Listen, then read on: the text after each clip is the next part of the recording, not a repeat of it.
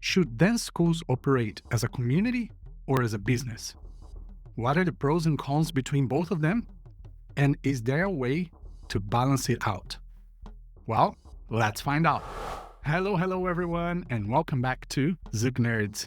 In today's episode, Guy and I will be talking about the difference between running dance schools as a community or as a business, the experiences that we've had, and the struggles that we found all over the world between balancing both of them. So, let's go.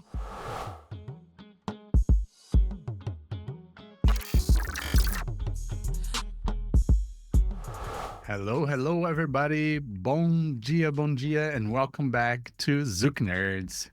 My name is Alisson Sandi, and we have our beautiful co-host here today once again, Gui Prada. Hello, Gui. Hello, my friends. Bom dia, everybody.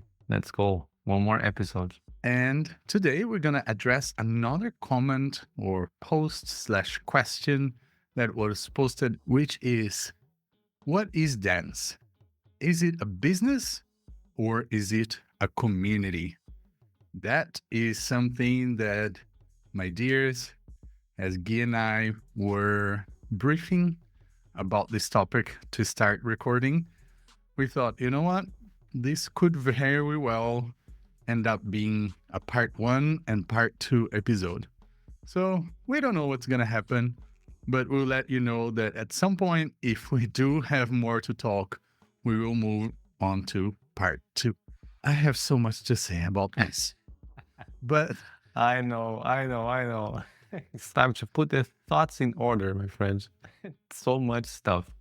yes.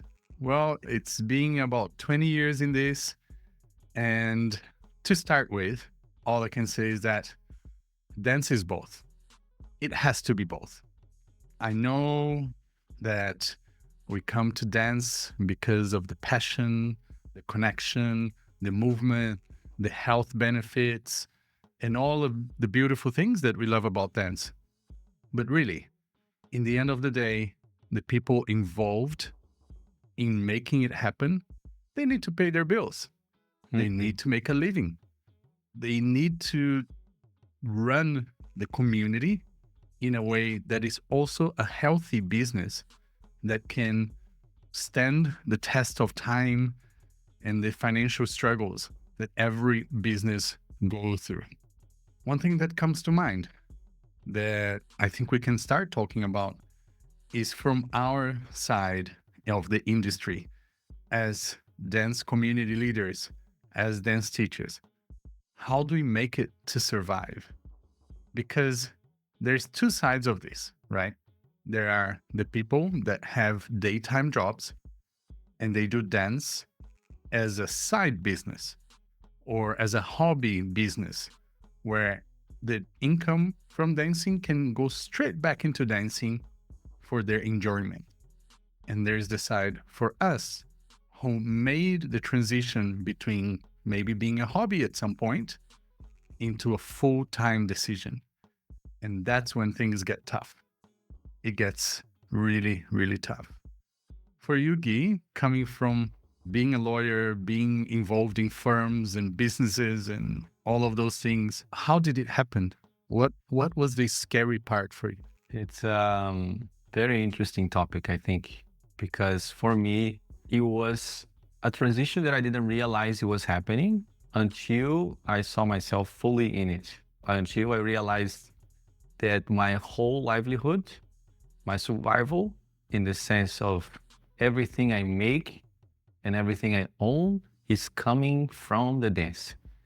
And then it becomes a business. You become, in a way, self-employed, an entrepreneur. And what you make, the income that you have is directly related to whether or not you have work. When I'm working as a lawyer, I had the certainty that at the end of the month, some money would come into my account. I knew how much was coming to my account. I knew that I had benefits in terms of buying groceries, having my meals. I had paid vacation. I had all these benefits that a regular worker has in Brazil. And it provided me some comfort. It provided me with free weekends. It provided me with free evenings. And that idea that the moment that I closed my computer, left the firm and got home, I was not working anymore. It was time to chill and wind down. Then working for myself and then working for organizers, working for District Zouk, I started noticing that my brain was on the go, almost constantly thinking about the next thing, thinking about what about next year? What about next month? Am I gonna have work next year? How can I make it work? And this is the reality of probably all of us that work with dance full time. And depending too on the level of maybe fame or hype that your name has in the current state, in the mainstream at any given point in time. So for example, the artists that are really up right now, they have work all the way to 2026 probably, you know? So they can have this sort of chill and calm that they know that at least to the next year and a half, they have work, they have this steady flow of income that is coming in. For example, in 2019, that was my situation. I was fresh in the scene worldwide, for example. So I had work almost every weekend, combined with the weekly class that I have at District Zoo. So I had this certainty in my heart. As things change, as the new people come into the scene, as people get excited about them, the amount of offerings, invitations for work that I used to have, for example, start to decrease, and you don't have that certainty anymore. So then another aspect of it kicks in, like you have to think more in what you can create for yourself for you to have work. So it's a very different place to be in your mind, the creative parts, entrepreneur parts, the parts of you that make things happen, create content, create workshops and stuff like that. So in that sense, working with dance is truly a business, in the sense that you are a service provider. You provide classes, you provide knowledge, you provide dances, you provide the feeling of a dance, you provide the image of a dance. And in compensation for that, of course, you get paid. Yeah, so that's how you make your living. So when thinking about dancing in this way as a business, we need to be more objective when you think about where you're going, when you're going, how much time you spend on this, how much time you spend on that, how much of the offerings you receive you're going to accept. Yeah, because we get more business minded. more business minded. That's it. Yeah. So we gotta shift that. For many, many years, I was a social dancer as a hobby, So whenever there was an offering for a private lesson, it was like, wow, oh my God, it's a private lesson. And I could say no, I could say yes. It was, it was very free flow. I didn't rely on that at all. Now that I rely on that, oh my God, things are so different now. So there is definitely a true aspect of business involved in it. And sometimes I think people don't understand that much, mostly because for them it's still a hobby. So the way that they see value in it is different. The value of how much a class costs, how much an event costs, how much a private lesson costs, because they're seeing more, why am I going to spend this much on a hobby without necessarily, or it even occurs sometimes, which is natural, see everything that is behind that event, that is behind that class, that is behind that private lesson, and it's a lot to talk about that. But for you, Alisson, this is your life for such a long time, more than me, and you run events, big events. Yeah, you were teaching with me at District Zouk up to like 2 months ago.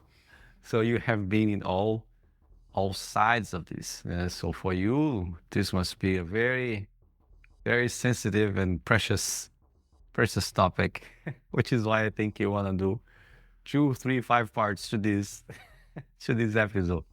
Honestly, somebody's gonna have to stop me here. I'll do this every week. Yeah, actually, this is very interesting because I was having a conversation with my mom yesterday about this. And I was explaining to her, well, my mom is a school teacher. So she works for the government and she has a lifelong job. Basically, it's all about stability. My dad was in the military, he's retired now. So, same idea. And then there's me, who chose dance instead of a stable and comfortable career and position.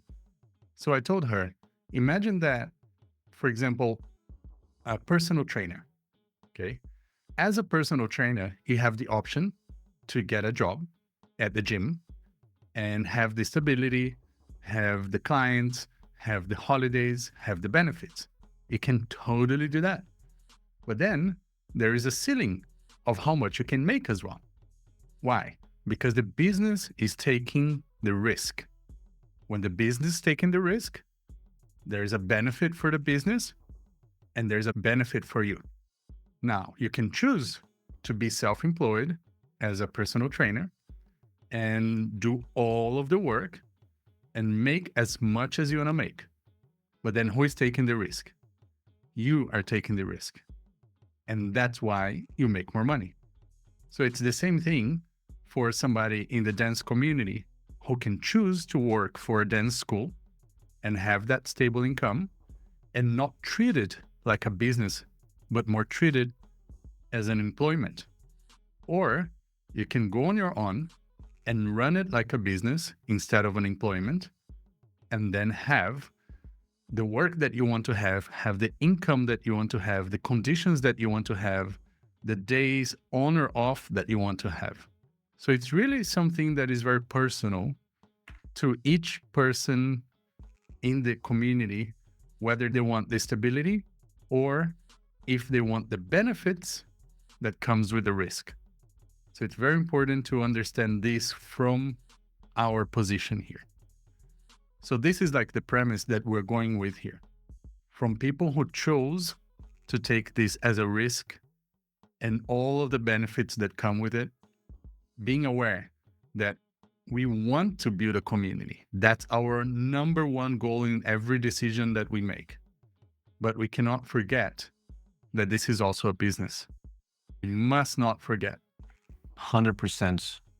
And the interesting thing is related to what Alisson was saying, and also talking about the post that we are mentioning, is when it starts to tip too heavily onto the business side of things, then it becomes that situation in which people start complaining about missing the human connection, about missing the human aspect of things. And then when it tips too much into the community building aspect of it, basically what we don't have is the longevity of that enterprise.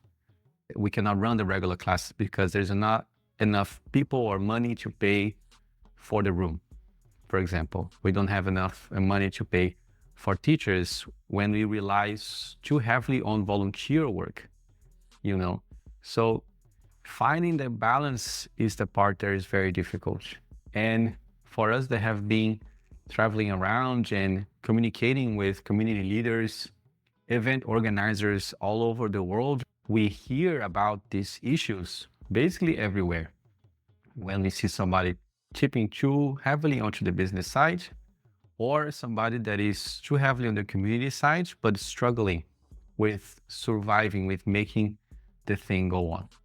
And I also have experience, for example, when I was still living in Rio and going to the schools of my teachers, I became friends with some of my instructors, and some of them had their own dance studios. And I was really curious about how they would make do with the dance studios, because I would see the classes. Sometimes some of them had a lot of students, some of them had like 4 people in class, and I'll be very curious how they make do. And back then, this is like almost 10 years ago, there was one, for example, that she told me that after paying everything, she had like 6,000 reais. It was her salary, which back then is not a bad salary. 6,000 reais for her and 6,000 for her partner and husband. So they would split 12,000 in two, 6,000 for each. That's Which, amazing. yes, which at the time I thought, not bad at all. Even for today, I think a lot of people in Brazil are making like 3 or 4. Yeah, no, 6,000 reais is still a pretty Yes. good salary. However, almost 10 years ago, it was even better. If we consider that a cup of açaí, 500, that's my measure point, açaí cups, like 500 milliliters of açaí. Nowadays, depending on where you are, it's 25 reais, sometimes more. In São Paulo, it's more. Oh my If you God, go I miss the to... days of like 6 reais with the toppings. With the Exactly. toppings. I miss those You days. could find half a liter of açaí for 6 reais with toppings, you know? So you could buy so much more with 6,000. Uh-huh. And then I was like, wow, that's a pretty good salary. Then today I realized there is something though, which is how much they were working. They were working all day long to make all the admin of the school, and they would be teaching at night. They would be at the door, receiving people, checking attendance, and then they would go home and like do the closing of everything and then do it again. Social on Friday nights, sometimes social on Saturday, sometimes a social on Sunday, and 6,000 reais. But the amount of hours of work on a weekly basis was like way more than if they had a 9 to 5 job, Absolutely. you know? And then the other school, similar situation. And then there was another one who was basically breaking even. She would pay herself as she was like one of the teachers and make absolutely nothing more than her hourly rate or something like that. That place eventually closed during the pandemic. The other one almost closed, you know? So it's something that is really complicated. And then you see, Alisson, like we witness and ourselves too experience that.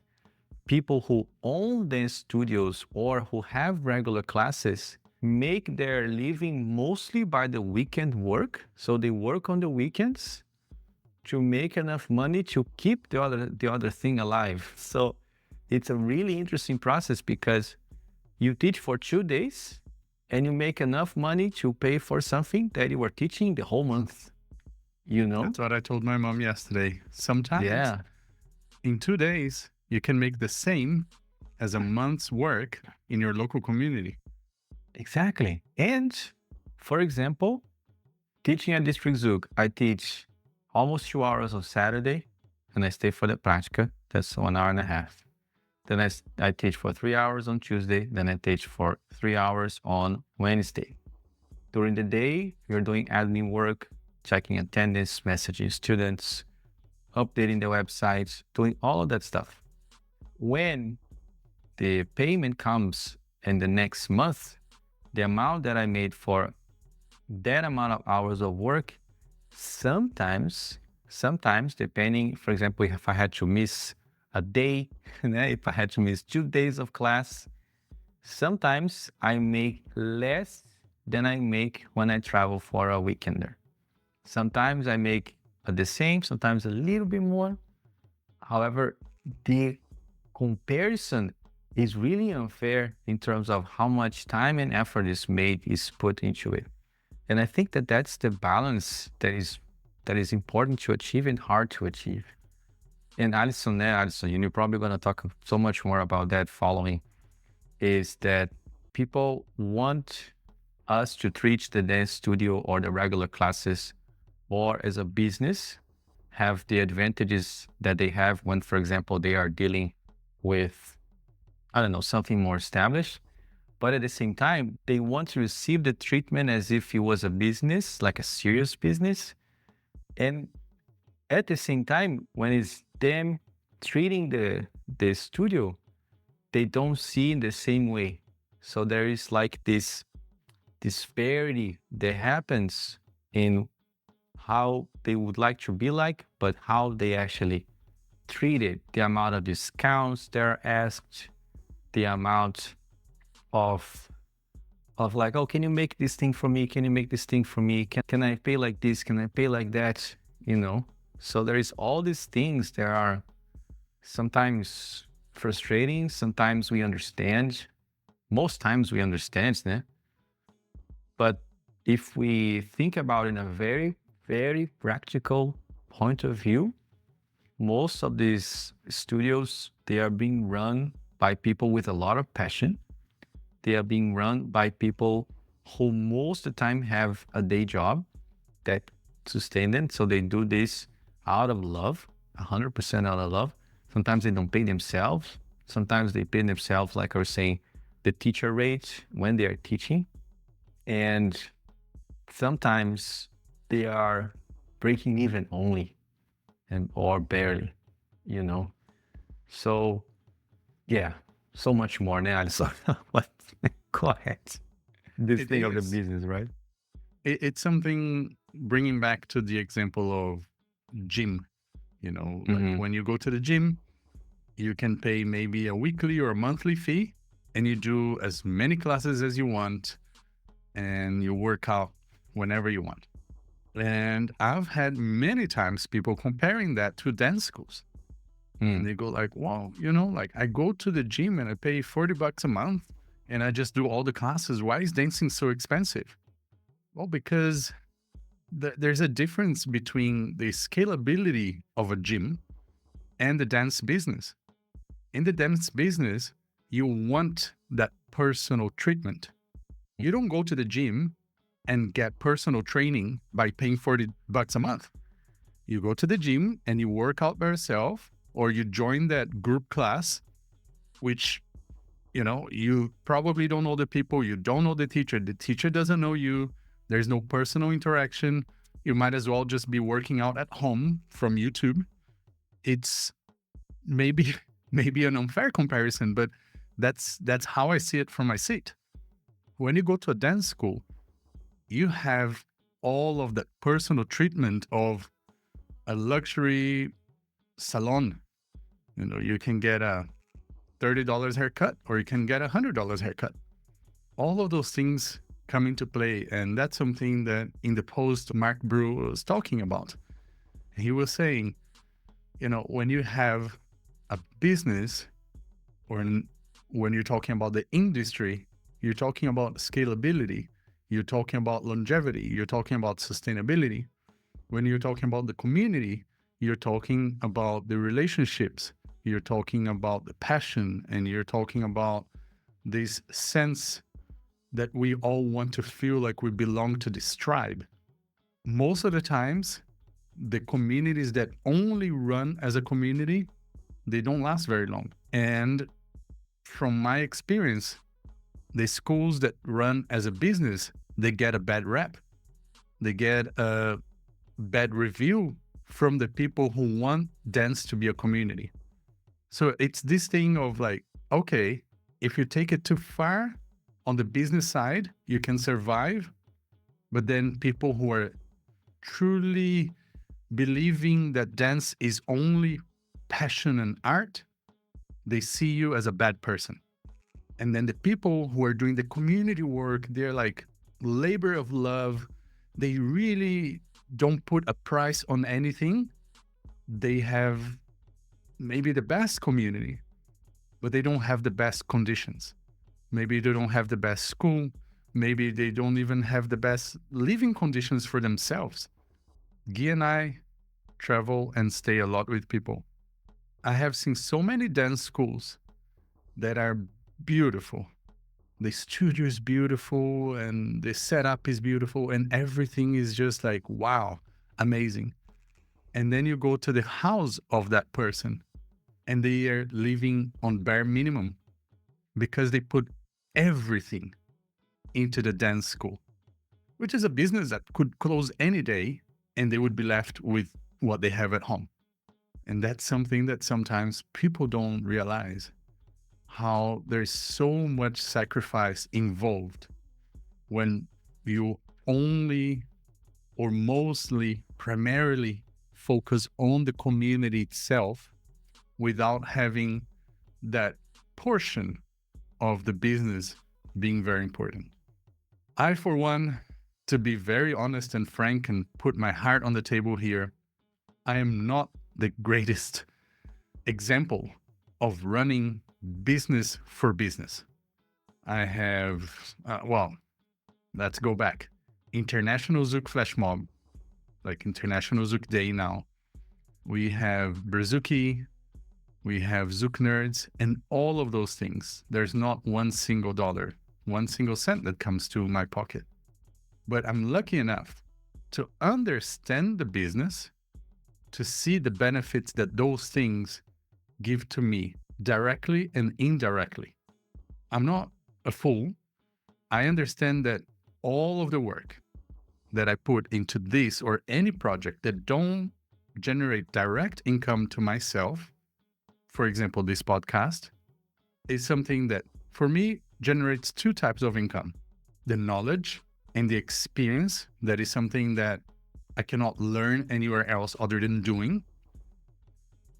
And the other thing is the human connection, the community building connection that the International Zouk Flash Mob Day has created, that Brazuki has created, that ZoukNerd has created, that in turn will generate some direct income with a big risk, because it's always a risk. It's a risk doing all of those things. But I'm lucky enough to understand and to have made tons of mistakes. I'm mentioning 3 projects out of I don't know how many that I have been involved that didn't succeed. So it's not like, oh yeah, Alisson thought about Brazuki and it just worked and everything was great and perfect. No, there were many failures before, during, and after that maybe you don't know about. And that is the reason why maybe when you're looking at a teacher that makes that much in 2 days, like we're seeing here, we're not boasting and say, hey guys, you should want to have the life that I have. The idea here is to be transparent and tell you that yes, we can do that because of the other things that we do. We are not at the moment the top couple traveling the world who is making that much money or making 10 times more. But that comes with a lot of sacrifices as well. And that's something that we go through every now and then when we choose to do tours. Because couples that are touring all the time, just imagine not having your own bed, your own food, your own sleep schedule, your own washing machine. There are times that honestly, you have to go and chase a washing machine because there's been 2 weeks that you couldn't do washing and you just have to sit in a laundromat somewhere like a backpacker.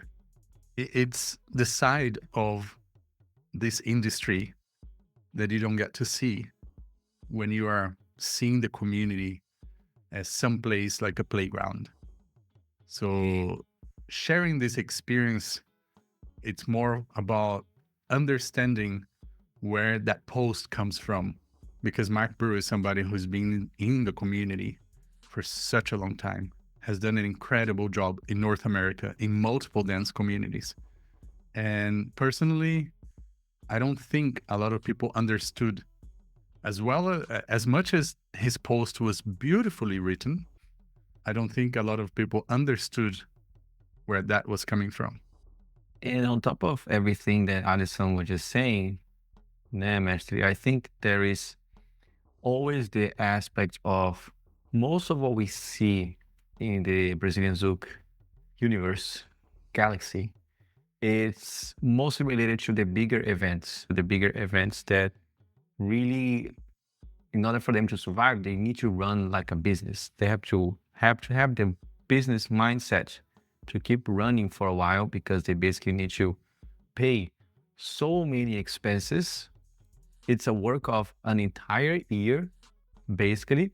I remember when I was the Brazilian Zouk director at Interfusion, from the moments that we kickstart the planning to the moment of the event, I think it goes about 9 months. There is a break between the end of the event and the beginning of, when we put the machine in full steam for the next year. There's some breaks, some months, and then we start.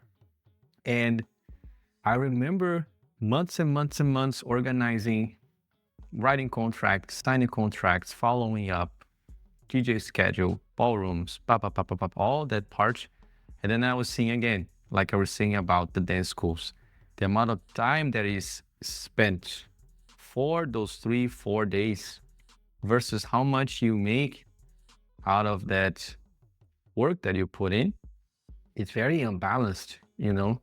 So I understand that it's only fair that the person organizing such an event gets compensated in a fair way because they are putting a lot of work into providing for hundreds of people, providing fun, providing entertainment, right? And with that, it's important that we understand that that person is providing a service for those who are attending. It is indeed a big investment for those who are coming. They have hotel and airfares, and they have the tickets to pay, and they have their meals to pay. So it might be easily over $1,000 for a weekend for those who are attending, you know? And then you might think, because of the added expenses, that the ticket price for you to attend the event itself might be a little on the high end. So understanding those complexities is the hardest part, I think, for us. We understand the complexities of our expenses when we pay for the tickets and, for the plane, for the hotel, and for the food and everything. And then we sometimes forget the complexities of the group of people who is running the event and judge sometimes the ticket to be too expensive. So I think it's finding that empathetic point of view towards the person or the people or the group of people who are making something happen. So imagine in your city there was nothing. There's absolutely nothing. You're traveling everywhere in the search, seeking for something. And then there is a group of people that makes something happen in your city, in your place. It's right there in front of you, So all this effort that you were putting to seek for something outside is now right there.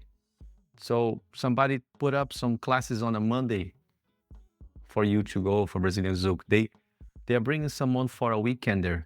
They're doing something where nothing existed before. And that's so, I think, so precious, so valuable that if we can more and more support those efforts in any way we can make the community grow. And the more that the community grows, the more people we have, it's simple math, the more sustainability we can have for the long run. There is a lot that is being said about, and we did an episode about this, né, Mestre? The amount of events that we have versus the amount of people that we have to pay for those events. So we have a lot of people providing services and not enough people to take those services. The thing is that the effort that it needs to make to bring more people in is an effort that is not proportionally compensated. You have to offer free classes. You have to offer bundles. You have to offer so many advantages and financial advantages to attract people into the dance community that it becomes really, really, really a work of love to bring people in, to bring new people in. And I see this with District Zouk. I see this with Flow, because in order for the initiatives to bring new people in, to get paid, we need this stuff that already goes on to have enough to pay for those initiatives. It's very simple. So that's where the business kicks in. That's where we sit on a room, on a cafe, and we start to strategize how one thing can pay for the other, So then we need the support of those who are already there in order to bring those who are not there yet. And it's like in the post that Mark Burroughs said so beautifully, if we can find this middle ground between the business mindset and the business intentions with the community mindsets and the community building intentions, we can make both grow. We can make the work of those who work with dance full-time, of those who want to provide that service sustainable on the long run. And we can make the growth of the community steady and sustainable on the long run. So I think it's the search for all matters of life being observed here too, which is the search for the middle ground, the search for something in between, which Balance. is really the balance, man. So hard, something so hard to make. And it gets harder and harder in a world where if you pay $10 a month, you can have all the music in the world. Yes. Spotify, for example. If you pay $10 a month, you can watch endless amount of series and stand-up comedies and drama on Netflix. It's difficult to understand sometimes that when you dance, there's so many expenses. But again, it's scalability versus the community, or the industry versus the community, the business versus the community. I think, of course, finding a balance is the best way. And there are many things as well that affect that business. For example, location. When you look at running things in DC versus, I don't know, let's put something like in Austin or Dallas in Texas. And I mentioned this because I had conversations with my friends there, and they are also festival organizers. And we were just sharing experiences and struggles. And we were talking about the differences between the expenses that I have in DC versus what they have in Dallas and in Austin. And I will not share numbers, but just the rent, okay? So at Brazuki USA, I have a very, very modest, very gentle family event that has a decent sized room for maybe 120, 150 people. And then a smaller room for maybe 20 or 30 people. So let's put 150 people event. Okay, and busy room, not a lot of space. Whereas when they run their event in Texas, they have a venue that if you combine all the rooms and all the space, the physical space that they have, let's say at least 8 to 10 times the physical space that I have in DC. But in DC, I pay 5 times more the rent. So 5 times more the rent for 8 times less the space.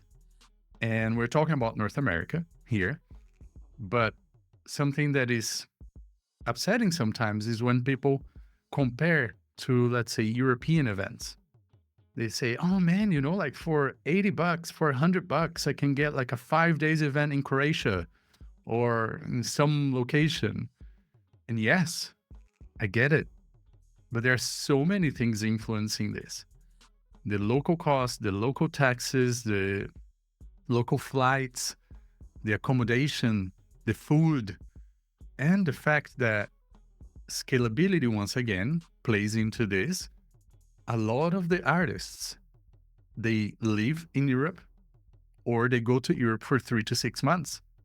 So there's no international flight costs, no visa costs, no big things like that. And a lot of venues, they actually want you to do that. And a lot of countries and some states, they subsidize events like that and others don't. So understanding that when you go to New York, when you go to Texas, when you go to Canada, when you go to Mexico, when you go to Europe, when you go to Asia, you kind of got to factor all of those things in. But that's events, which is not necessarily the main topic of this episode. But I want to relate that back to dance schools. For example, at District Zouk in DC, we are extremely lucky on the deal that we have with the venue. District Zouk would not be there for as long as it has been if it wasn't for the benefits that it has in that venue. We thought about expanding, for example, and we looked at rental places near or anywhere pretty much in the city. And when we put the numbers down, we're like, no, it's impossible. It's absolutely impossible because We want our students to have the benefits that they have now: location, comfort, size, proximity to public transport, to all of those things. So, yes, we could just be, in somewhere in the suburbs, but then is it really going to be good for our community when we want to grow the community? Or is it just going to be good for the business? That balance is something that, as teachers or dance school owners, people really need to be thinking about all the time. So it's the benefit of going to the bakery down the road or going to Costco. Yes, if you have a car, maybe it's easy for you to go to Costco. But if you don't have a car, then you have to pay premium and go to the bakery nearby your house, which arguably should have the best bread between the two. I hope, at least. So those are the things like we have to understand in terms of industry and community, the price that we're paying and the things that we are valuing. Some people, they value the cheaper. Cheaper is better. Then a certain type of service comes with that. So if you value the service more than the price, maybe the price wouldn't matter to you. But I think most people are more or less in the middle. So treating the business of community building somewhere in the middle is the balance that we want to achieve and the struggle that we're always going through pretty much every day. Truly, truly. And there's one added element to it, I think, which is the fact that this industry is really personal. Normally, you know who the owner of the studio is, you know who the person who is running the thing is, you see them, you talk to them, you eat with them, you know. So that aspect of being so close makes it different in nature. For a business that is more impersonal, for example, you don't know who the CEO of the company is. You will not dine with them. You will not talk to them. Like when I was working as a lawyer, although law can be a really personal industry, it can also be an ultra unpersonal industry. For example, my mom has a case that has been in the courts for 20 years. And because it has been there for such a long time, it just changes from lawyer to lawyer. And the current lawyer handling the thing, she never even saw the person. They talk, she knows the name because a name signs the emails, but they don't know who they are. They don't know their face. And in the dance community, in the dance industry, you know the faces of those who organize things. You know who they are.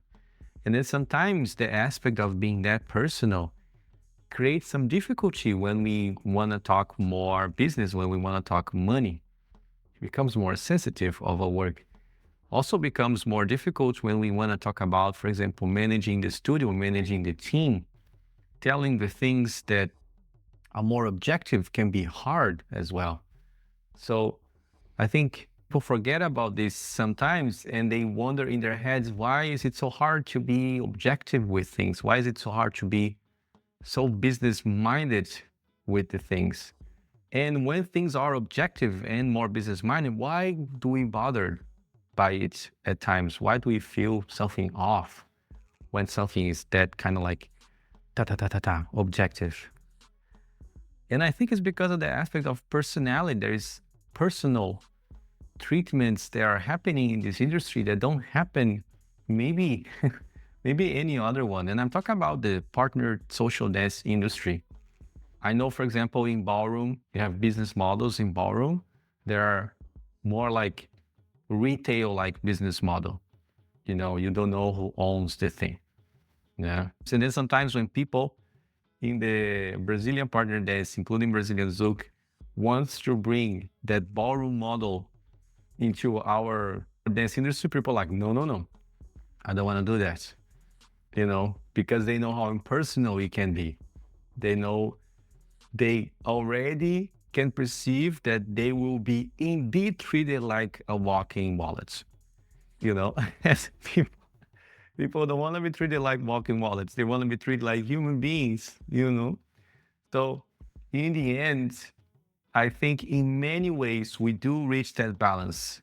Otherwise, we will not be surviving the way that we are, and otherwise we will not be growing the way that we are. So I think there is already good stuff going on, so much good stuff going on, you know? So for example, I know Alisson. Alisson is a friend. Alisson is a colleague. Alisson is a co-worker, a co-teacher. Alisson is my employer at times. I'm Alisson's employer at other times. So sometimes I work for Alisson, sometimes Alisson works for me. I work more for Alisson than Alisson works for me. So sometimes my income comes directly from him. He's paying me. So he knows how much I make in some of this stuff. So what thing exists that is more personal than that? I have no idea. But we do have to talk money. We do have to talk about objective stuff. I do have to say, Alisson, can you pay a little more this time? And then Alisson has to say, would you mind getting a little less this time? You know? And we do have to have this shift in our brains to say, now we are talking very objective things, survival of the event, survival, longevity of the event, my own monthly life expenses, you know? I think we are an example of balance that can be reached when there's a lot of talking, a lot of conversation, a lot of understanding. I know how much effort he puts into making ZoukNerds work. There's a lot of gear here that you guys are not seeing. There's 3 times more gear and be around Alisson that you guys are not seeing. There's 35 lights, 2 microphones, stuff that prevents the sound. You're hearing the motorcycles in the street here because I'm in a living room. Alisson is like a closed, contained environment that he created and put so many hours in, you know? So there's, so there's all of these things going on. Make me red. You already are. So a lot of these things going on. In a way, I think we do have some level of balance going on. I think though that it's easy to forget those who operate in a very, very small structure, very restrained structure. So for example, 2 days ago, I was in Taichung, another city here in Taiwan, with a community of 10, 15 people, you know, so like making things work. So how can I charge my full hourly rate to a community that is barely starting, you know? So it's also finding that balance between, I want to get a compensation for traveling and working an entire day, while at the same time, I want to understand that these community leaders, they are wanting to make something nice work for their community that is starting. They are putting the effort, you know? So finding that balance, man, is so hard. And I think most artists have some sort of measure of how much they're gonna go fully business mind. I'm gonna charge my full hour. Let's go, that's it. And when they're gonna go, no, I wanna support, or I wanna fully support. I will do it for the kindness of my heart. Just give me some food and some roof over my head, you know? And that's beautiful as well. I think it's that we are understanding that everything is changeable, everything flows in the entire time, and that we are open to understand that those things change and those things will flow. For example, maybe in 5 years, Taichung is going to be a thriving community with 100 people, you know? And then when I'm back there, I'll be able to like be very proud of what they did, and then be more into a business-like mindset. Like, now you guys can make things happen, can pay the bills. Is it okay for you if I go and I charge my full hourly rate? Mm-hmm. You know, and see. It's all about investment. It is a business. Even when it's not a business, it is a business. You know, so yes, we're very much the kind of teachers that will do that, because we understand that we help you now, and then you'll help us in the future. So why would you charge less for your work? Well, because to me, it makes sense. It makes sense that in communities that I've helped build, I'm now getting the rewards. And then now, at the same time, I'm putting some effort and some love in communities that are building. And in the future, I'll get my reward. So there's this thing of like, what we're doing now sometimes comes back to us in 2 or 3 or 5 years. Again, Yeah. it's another big risk. And I do have to make a correction because I was looking for the post here on Facebook and it was not on ZoukNerds. It was actually on Mark Brewer's personal Facebook page. So if anybody is interested, do go and have a look there. He's an amazing artist in North America who's done an amazing job in multiple dance styles. And also, I think I want to call this for a segue because we started talking about events right at the end of this episode. And I think we have a lot more to talk about events and the international part of this talk, because in this episode, we're talking about local dance communities and local schools. So I'm going to call you guys for the not necessarily promised, but expected part 2 of this in our episode. So please join us there and we'll see you guys in a moment. Or if you're watching this when it's released, in a week. Okay. All right. So beijos, everybody. Abraços. And ciao. Bye, everybody.